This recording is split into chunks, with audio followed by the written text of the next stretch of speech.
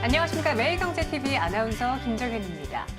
최근 국회 기획재정위원회 박영선 더불어민주당 의원이 서울의 한 대학교에서 4차 산업혁명이 우리 사회에 가져올 변화에 대해서 강연했는데요.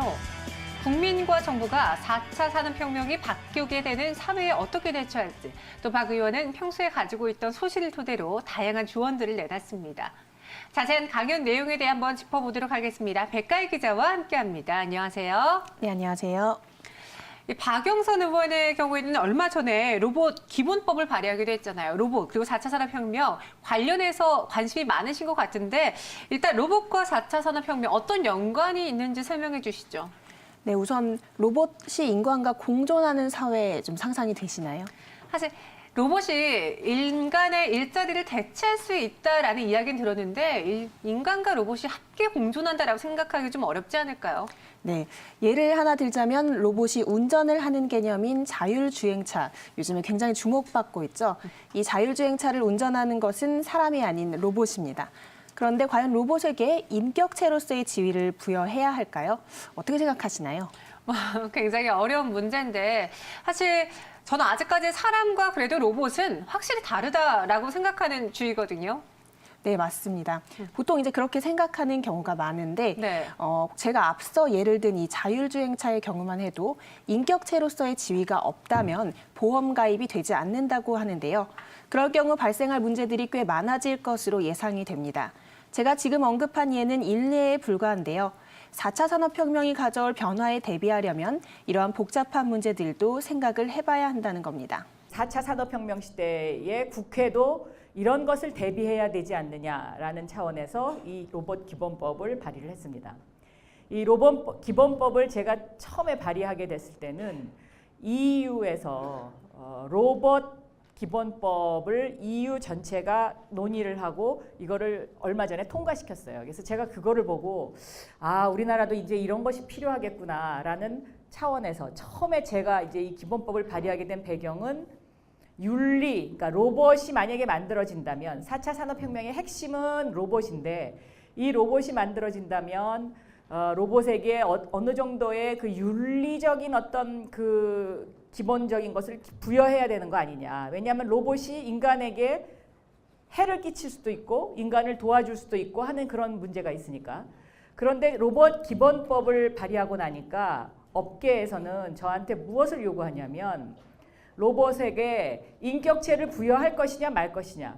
이것에 대한 기본적인 것을 정해야 되는 것 아니냐라는 이런 질문을 하더라고요. 근데 왜 로봇에서 그러면 인격체를 부여해야 되느냐라고 제가 저한테 그런 요구를 한 사람한테 질문을 했더니 이 사람이 무슨 답변을 하냐면요. AI, 로봇이라는 것에 가장 우리가 친숙할 수 있는 것 중에 하나가 요즘 이야기하는 자율주행차. 그렇죠? 사람이 운전하지 않고 혼자서 돌아다니는 자동차. 이 자동차를 로봇 기능이 없으면 할 수가 없는데 이 로봇에 인격체를 부여하지 않으면 보험이 불가능합니다. 라는 답변을 하는 거예요. 그 답변을 듣고 나서 제가 생각해 보니까 이게 굉장히 중요한 문제구나. 그리고 4차 산업혁명의 핵심이라고 할 수 있는 인간과 로봇에 있어서 로봇의 기본법과 관련해서 이 인격체가 부여된 로봇과 그렇지 않은 로봇은 우리의 삶에 엄청난 변화를 가져오겠구나라는 생각을 하게 됐습니다. 네, 이야기를 들어보니까 이미 다양한 분야에서 4차 산업혁명이 변화를 초래했고 이 변화가 진행 중인 것으로 보이는데요. 그래도 여전히 막연한 감이 있습니다. 그렇다면 4차 산업혁명이 주도하는 시대에 어떤 것이, 무엇이 필요한 건가요? 네, 박 의원은 과거에는 검찰, 대기업, 국정원 등이 권력을 주도했다고 꼬집었습니다. 네. 하지만 4차 산업혁명 시대에는 바로 빅데이터가 권력이라고 표현한 부분이 인상적이었습니다. 빅데이터가 권력이다라는 말 어떻게 보면 좀 거창하게 느껴지기도 하고 조금 무섭게 들리기도 하는데요. 네, 이 말은 구글과 아마존, 마윈 등 빅데이터를 소유한 사업자들이 전 세계를 좌지우지하는 권력을 쥐고 있다는 뜻인데요. 여기서 안타까운 점은 우리나라는 우수한 인재와 기술을 많이 보유하고 있으면서도 이들 빅데이터를 가진 권력자들을 따라가지 못하는 이유가 있다고 합니다. 아니 우리나라에도 삼성전자와 같은 글로벌 기업이 중심에 있는데 아직 빅데이터 활용 능력은 부족하다. 그런 말씀인가요? 네, 지난 2010년 박 의원은 애플의 최고 경영자 팀 쿡을 만난 얘기를 나눈 경험을 소개한 부분을 주목해 봐야겠는데요. 애플이 아이폰을 만들 수 있었던 비결에 대해 나눈 얘기인데 여기서 삼성전자의 사례가 나옵니다. 우리나라가 우수한 인재를 보유하고 있지만 이를 융합하는 능력이 부족하다면서 이 융합 능력이야말로 4차 산업혁명 시대에 빅데이터라는 권력을 갖기 위한 핵심 요소라고 강조하는데요. 함께 들어보시죠. 자, 4차 산업혁명 시대의 상징. 아마 뭐 제가 설명하지 않더라도 여러분들이 잘 아실 거라고 생각합니다. 뭐 인공지능, 빅데이터, 로봇, 사물 인터넷. 저는 국회에서 요즘 상임위에서 우리나라를 운영하는 장관님들에게 계속 이 주문을 합니다. 과거에는 권력이 검찰에 있었고 그 권력이 재벌로 옮겨갔다가 이제 권력은 다시 빅데이터로 옮겨간다. 다시 말하면 빅데이터를 소유한 사람들이 권력이다. 그럼 빅데이터를 소유한 사람들은 어떤 사람들이라고 생각할 수 있을까요? 구글, 아마존, 그렇죠? 그 다음에 또 중국의 마윈, 이런 사람들이 전 세계에 권력을 쥐고 있는 겁니다. 여러분의 하루하루를 다 데이터로 축적하고 있는 거죠. 여러분이 지금 잘 알고 있는 컴퓨터와 정보화 시대, IT, 그리고 이제 이 4차 산업혁명이 바로 여러분의 눈앞에 와 있는 것입니다. 이것은 바로 인공지능을 기반으로 하는 융합혁명이라고 보통 이야기를 하는데요. 4차 산업혁명 시대가 되면 이제 힘든 일은 웬만하면 로봇가 다 해줄 거예요. 우리 집안에서도 청소가 이제 로봇가 하잖아요. 돌아다니면서. 그런 것처럼 여러분들이 웬만한 사람들은 다 로봇을 비서로 갖고 있고 지금 애완견을 데리고 다니듯이 로봇을 하나씩 갖고 다니는 그런 사회가 될 것이라고 저는 상상을 하는데, 그런 4차 산업혁명 시대가 되면 이제 남성과 여성의 차별이 완전히 없어지지 않는가. 그리고 이 4차 산업혁명 시대는 오히려 이 여성의 특징인 포용적 리더십이 더 중요해지는 그러한 사회로 변모할 것이다. 이제 이렇게 상상할 수 있고요. 자, 여러분은 4차 산업혁명의 바로 주인이에요. 그래서 이 4차 산업혁명 시대에 여러분 앞에 놓여 있는 앞으로의 10년, 20년이 어떻게 변화하실 것인가, 그리고 이 변화를 어떻게 대비해야 하느냐, 이거를 지금부터 먼저 준비하고 먼저 대비하고 먼저 반복적으로 생각하고 하는 분이 승자가 될 것이다. 저는 이제 그렇게 생각하는데요. 그럼 우리 사회의 경제사회, 정치의 질서는 어떻게 변화할 것인가, 또 한 번 여러분하고 상상력 속에서 생각해 볼 필요가 있죠. 아까 제가 말씀드렸어요. 빅데이터가 권력이다. 그래서 그동안 대한민국의 권력은 한때는 검찰에 있었어요. 그리고 한때는 노무현 대통령의 말처럼 권력이 재벌로 넘어갔어요. 그러니까 돈이면 다 되는 세상이었던 거죠. 그러다가 이 권력이 국정원으로 넘어갔어요. 이 국정원으로 넘어간 시기가 바로 저는 MB 박근혜 정권 시기라고 생각해요. 왜? 국정원에 슈퍼컴퓨터가 있거든요. 이 슈퍼컴퓨터를 통해서 빅데이터에 대한 분석이 가능해요. 그래서 이 빅데이터, 국정원에서는 대한민국 국민들이 무엇을 원하는지, 어떤 캐릭터를 원하는지, 어떤 심볼을 원하는지에 대한 분석을 가장 잘 할 수 있는 데예요. 그래서 열심히 아마 그걸 분석해서 댓글을 달았을 거예요. 댓글이요, 그냥 단다고 그게 거기에 뭐 좋아요가 눌려져요? 그렇지 않아요. 사람의 심리를 파악하는 그 한마디를 찾아내야 되는 거예요. 근데 그걸 어떻게 찾아내냐? 국정원 빅데이터 슈퍼컴이 하지 않았을까? 제가 그렇게 상상을 해봐요. 자, 이거는 이제 그런데, 자, 다음, 그럼 진짜 여러분의 세대에 여러분이 빅데이터의 주인공이 돼야 돼요. 빅데이터를 분석할 수 있는 주인이 돼야 되는 거거든요. 우리가 언제까지 구글이나 아마존이나 알리바바나 페이스북의 지배를 받아야 됩니까? 그렇지 않습니까? 그렇죠? 여러분이 할 수 있어요. 자, 제가 2010년도에 팀 쿡을 만났어요. 애플의 팀 쿡. 그래서 애플 팀 쿡이 나와서 그 당시에 스마트폰이 2007년도에 나왔으니까 한 3년 됐을 때쯤인데, 이 스마트폰을 꺼내 들고 자랑을 엄청나게 해요. 저가 은근히 화가 나더라고요. 그래서 제가 물어봤어요. 너희 스마트폰이라는 것을 어떻게 만들려고 처음에 누가 창안을 했냐? 그랬더니 팀 쿡이 저를 보고 픽 웃어요. 그래서 저도 사실 그때 기분이 별로 안 좋았어요. 질문을 진지하게 했는데 픽 웃어요. 그러더니 대답을 이렇게 하는 거예요. 이거 별거 아니다. 너희 대한민국에서 돌아다니는 아이디어 중에 삼성이 채택하지 않은 거 우리가 다 끌고 모아가지고 그거 조립한 거야. 딱 그렇게 얘기하더라고요.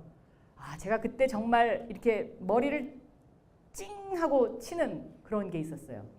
그러면서 대표적으로 뭘 얘기하냐면 I love school. 친구 찾기 하는 거예요. 친구 찾기. 내가 나온 학교에 친구 동창 찾는 거. 그거가 처음에 대한민국의 앱으로 있었거든요. 근데 처음에 그 I love school을 보고 자기네의 회사에서 야, 이거다 이거. 이거를 가지고 좀 한번 연구해보자. 이렇게 해서 시작됐다는 거예요. 그러니까 사실은 우리 한국이라는 그 나라가 정말 많은 우수한 인재를 가지고 정말 많은 아이디어가 있는데 이거를 한데 모아서 코디네이트하고 또 이것을 잘 어떻게 엮고 하는 그런 것이 우리가 떨어져요. 근데 그러면 그게 왜 떨어지냐? 한번 우리가 반성해 볼 필요가 있는데요. 처음에 그러니까 I love school과 아이폰은 직접적인 관계는 없지만 그러니까 우리가 지금 이제 이 아이폰이 너무 많이 발달했기 때문에 약간 생소하게 생각은 할 수 있지만 여기서 사람 찾기를 하잖아요. 근데 이 아이폰이라는 게 모든 예를 들면 미국에서 달나라를 보내던 컴퓨터의 그 기능보다 더 훌륭한 컴퓨터가 여기 들어가 있는 거잖아요. 그죠? 그러니까 이 작은 내 손 안에 I love school, 내가 내 친구를 찾는 것과 같은 그러한 모든 것을 모아서 여기다가 한번 집어넣어 보자. 그 착상을 거기서 했다는 거예요. 이 사회 구조가 저는 지금부터는 대변혁이 일어날 거라고 생각을 하는데요. 자, 1차, 2차, 3차 산업혁명은요. 인간과 기계가 인간을 도와주는 시대였어요. 그러니까 인간이 주인이고요. 기계가 인간이 움직이는 대로 옆에서 도와주는 그런 시대죠. 그런데 이 4차 산업혁명 시대는 인간과 로봇이 공존하는 시대예요. 그리고 어떻게 조금 더 잘못 진전되면 인간은 로봇으로부터 일자리를 뺏기고 오히려 위협받을 수도 있어요. 그리고 이 4차 산업혁명 시대가 되면 또 이 인간의 어떤 그 인구와 관련해서 소득 수준이 올라가면 인구가 줄 수밖에 없거든요. 왜? 사람들이 그만큼 편한 것과 또 그 삶에 대한 여러 가지 가치가 바뀌기 때문에 선진국이 되면 인구가 줄 수밖에 없어요. 그러면 이 선진국이 됐을 때의 군인을 로봇으로 대체하는 이 속도도 상당히 빨라질 것이다. 그래서 일본은 지금 우리나라보다 훨씬 로봇을 이용한 사회의 변화가 빨라요. 예를 들면 혼자 사는 노인들을 도와주는 도우미 이런 것들이 다 로봇으로 지금 대체되고 있어요. 근데 아직까지 우리나라는 거기까지는 나가지 않았죠. 그런 것처럼 여러분들이 오늘부터라도 이 4차 산업혁명 시대에 과연 나의 롤이 무엇이고 우리 사회가 어떻게 변화해야 하는지에 대한 그런 여러분의 상상력, 그것이 대한민국의 미래인 거죠. 네, 인간과 로봇이 공존하지만 자칫 인간이 로봇에게 일자리를 뺏기고 위협받을 수 있다는 우려 섞인 전망도 현실적으로 들립니다. 이미 로봇의 등장은 불가피한 일인 것 같은데 그렇다면 인간이 주체가 되면서도 로봇과 잘 공존할 수 있는 사회는 어떤 사회일까요? 네, 여기서 우리 사회를 이끌 리더십에 대한 이야기가 나옵니다. 과거에는 우리가 수직적 정치 토대를 가졌다면 4차 산업혁명 시대에는 플랫폼을 기반으로 한 수평적 리더십이 중심이 될 것이란 예측인데요. 수평적 리더십이라는 말씀을 들어보니까 수직적보다는 동등한 관계, 동등한 위치에 서 있을 것 같은데요. 네, 그렇습니다. 특히 플랫폼 사회는 연결, 개발, 그리고 말씀하신 동등한 관계라는 개념들이 주가 되는 사회를 뜻합니다. 바로 IT 기반의 직접 민주주의를 실현할 수 있는 시민 참여형 정치 플랫폼이 필요하다는 설명인데요. 결과적으로 개방과 연결이라는 가치를 잘 실현하는 포용적이고 헌신적인 리더십이 우리 사회를 이끌어 나갈 수 있다고 박 의원은 주장했습니다. 네, 우리 사회에 정말 필요한 얘기죠. 수직적이고 권위적인 리더십이 아니라 포용적인 리더십이 미래 사회를 이끌어갈 핵심이라는 말에 정말 공감이 됩니다. 네, 저 역시 마찬가지인데요. 네. 박 의원은 그 정치인으로서도 학생들에게 정치에 적극적으로 참여하라고 당부했습니다. 4차 산업혁명 시대에는 주도적인 정치 참여가 무엇보다도 중요하다는 겁니다. 여기서 정치 참여 비율이 아주 높은 스웨덴 사례가 나오는데요. 함께 듣겠습니다. 4차 산업혁명 시대의 리더십과 정치 형태의 변화를 한번 이제 또 상상해 볼 수 있는데요.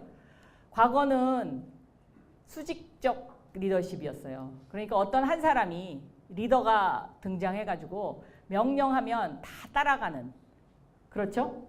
4차 산업혁명 시대는 아까 어떤 학생이 말했던 것처럼 플랫폼 시대, 플랫폼의 리더십이에요. 그러니까 그 수평적 리더십이죠.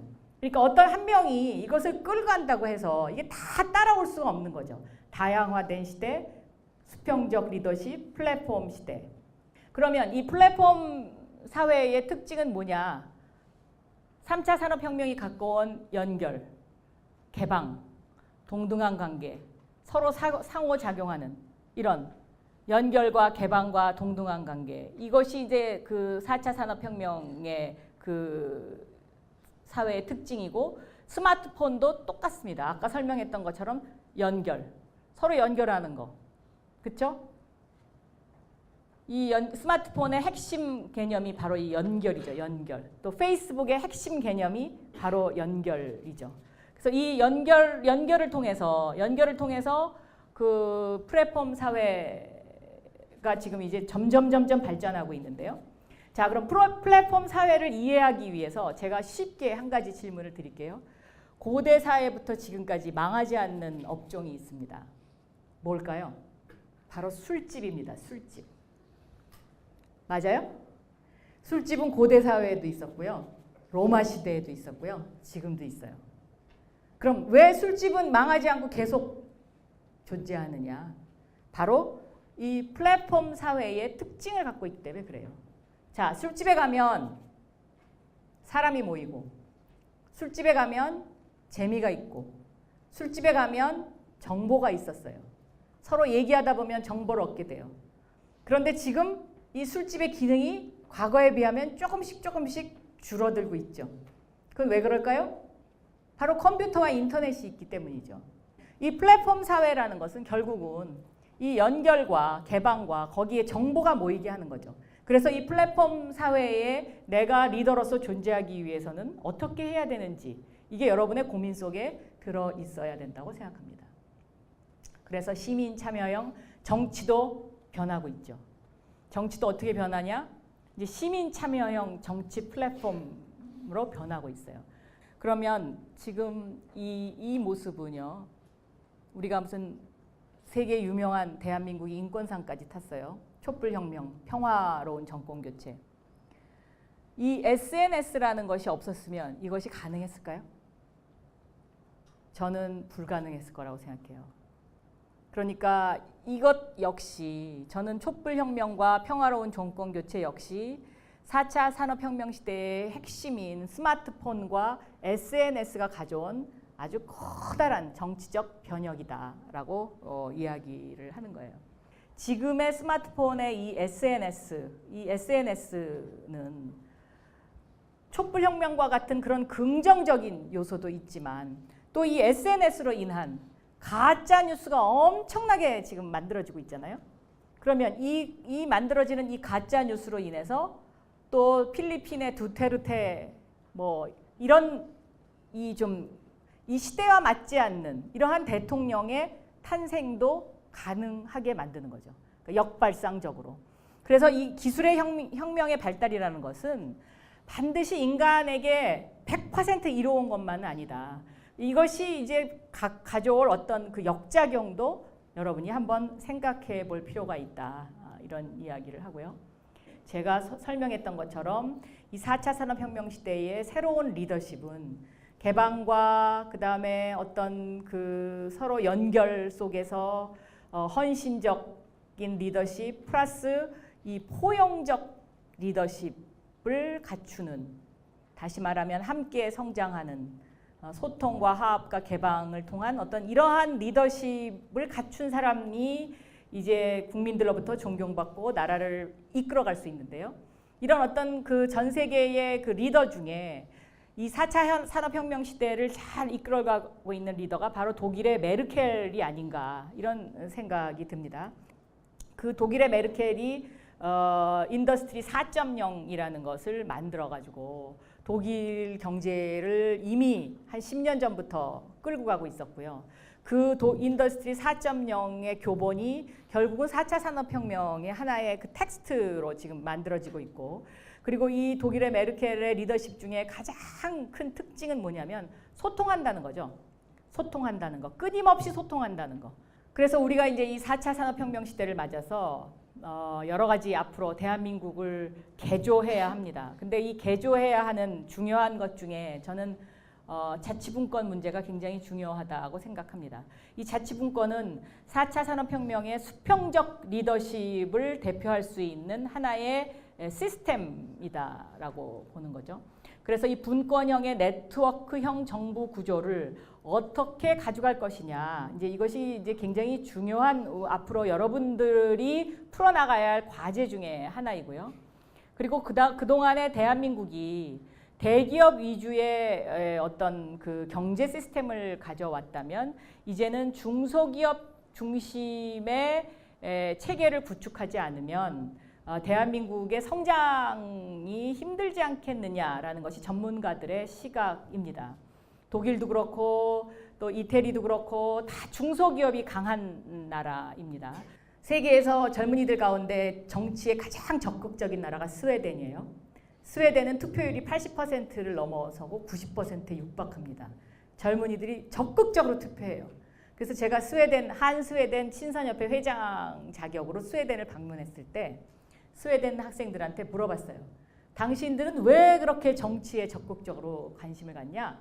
그랬더니 제가 낸 세금을 쓰는 데니까요. 스웨덴은 50% 정도 세금 내잖아요. 스웨덴은 다른 나라에 비해서 굉장히 정치가 투명하죠.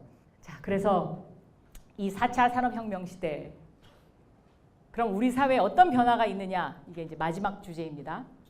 그동안은 국가 경쟁력 시대였어요.